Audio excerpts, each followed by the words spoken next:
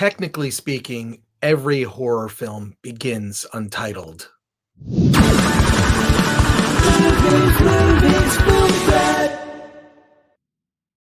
Welcome to the Film Trap Podcast. I am Chris Gore, and it's not October yet, but I can always go for a really good horror film, some good scares, something to make me laugh. And Untitled Horror Movie is a film that is, well, it's funny, it's weird, it owes a little bit to Host or a lot of the Screen films that we have seen. And this one is a lot of fun. I'm excited to bring onto the podcast the director, Nick Simon, and one of his cohorts will be joining us soon, producer Luke Baines, who's also an actor in the film. Nick, before Luke is going to join us very shortly, but this must have been inspired by obviously like a lot of the Screen movies, which I happen to love. Movies like Searching, with John Cho and among others. It's a movie that takes place all on a screen. Was this inspired by like the pandemic and what was happening? And did you shoot it like just on cell phones? Okay. Yes. So it definitely was inspired by Scream. I think Luke at one point, Wes was my mentor at one point, and I turned into a collaborator later. So Scream has always been in the back of our heads, and I think the idea we were talking about, what does Scream look like in 2020 and during a pandemic? And we had just started, so we started writing this script in April of last year. And then I remember Luke we were just talking about writing a horror movie about a pendulum. And then I said, well, why don't we figure out a way to do this now? So we started started writing it as I think Searching was actually really great. And we watched, Unfriended and that whole Screen Life kind of thing seemed like a perfect opportunity to do it, because we didn't have to actually see, go to each other, and we couldn't physically be in the same space. But you sort of made it kind of meta with that. It's these actors that they're probably going to get fired from this show that they're on. So they're about to lose their jobs. And I like that meta aspect. And also I found the portrayal of the actors in the movies to be very accurate to most actors I know. They're actually based on, and Luke will talk about this too, but they're actually based on, I'm sure most of us know, we know they're all based on kind of real people, I think.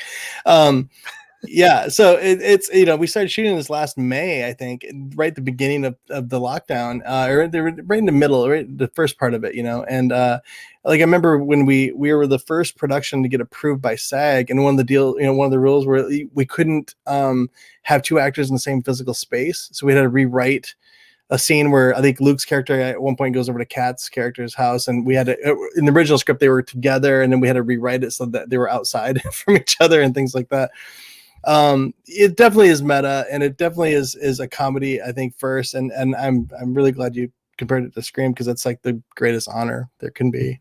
Well, and I like that it has a sense of humor. It's very self-aware. And look, I think it's Luke here. Luke is joining us. Hey, you made it, man. I knew you would.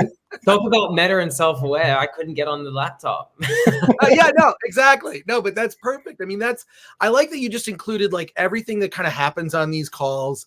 People don't even know how to mute themselves. And there's some really good, there's some really good cameos. I hope it's not to ruin it a little bit, but there's some really good cameos in there. Can you talk about bringing, those actors to the project? Aisha Taylor and among others, like there's just some good ones. Yeah. I've wanted to work with Aisha Tyler for the longest time. Never thought that I would, because she's just so, we're also in different worlds. I have up until this point lived in a very dark serial killer horror.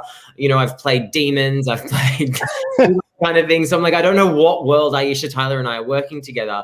But when we wrote this and this character came up, I also was like, who do we have who is, good enough, big enough to end this movie? Also, we've, created a film of all these huge characters. Who's going to come in as the big hitter and take us home? Yeah. And I couldn't have thought of a better person. And when she said yes, I mean, I remember calling Nick being like, she said yes. So yeah, it was really exciting. Yeah. Well, Nick, you mentioned earlier that you couldn't have two actors in the same physical space. I actually think that restriction kind of made it for some really interesting, terrifying moments. Can you talk about using the limitations? And I know I brought up Searching earlier with John Cho, which I thought was incredible. I kind of like these films that take place on a screen because it's so much of how we live our lives now. Yeah. So having the whole story play out, but tell me about like how those limitations actually added to what you were trying to achieve. Yeah, I think it's always, I think the great, especially film wise, I think the best, art always comes out of having these restrictions, and like, okay, well, we have this box that we can paint and what can we do with it? And then I remember when I watched, I think it was Unfriended was the first one I saw. And I remember I watched it on like HBO, just flipping through channels. And I thought, well, I'll probably watch this for 5 minutes. And the next thing I know, I watched the entire movie. And I was like, wow, that was really good. It just had no expectations going in. So then you knew it was possible to do that. And then Searching just takes it to another level altogether. We couldn't do a lot of the things that they could do because we just couldn't leave the actors are in their own houses, for this movie. So like the only thing we could really, try to, the scares are, it's more of a comedy obviously than a horror film. But I think that Luke is really has a gift for witty humor also. So he can write like great dialogue, which I can come up with scary scenes and things like that. But I don't know. I mean, I don't know how to explain how it was such a just I don't know. I'm trailing off. Just ignore me now. It's okay, but Luke has the best hair in the entire production. I'm sorry, the best coiffed hair in the whole thing. I thought that added to your character. I'm trying to use it while I still have it. I lost mine a long time ago. I probably got a good couple of years in front of me, and that's about it. So I thought, let's just really exploit my hair while I can. But I think what I like about these screen movies, and I'm really fascinated by them. I brought up Host earlier, which I think is on Shudder.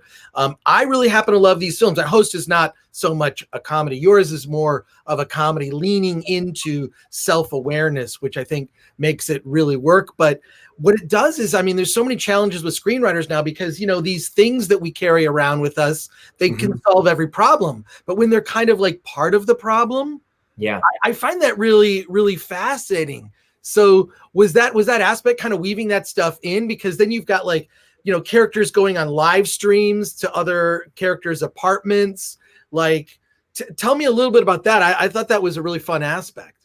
That was something that we really wanted to try and exploit as much as possible. I remember I did a movie with Nick before called Truth or Dare, and in that movie my character's GoPro starts turning on and coming towards him, and it's that idea that you're right. We walk around with these computers in our pockets and we have no idea, obviously some of the times what they're doing, but also like what happens if something goes wrong or someone can get to you, or heaven forbid there is a spirit in the computer. Right. Yeah. It's go ahead. No, it's like the and so much of when we were writing the script, we didn't know exactly we didn't have that cast in place yet. We knew Tim and Kat were probably a yes, but they wanted to see the script first.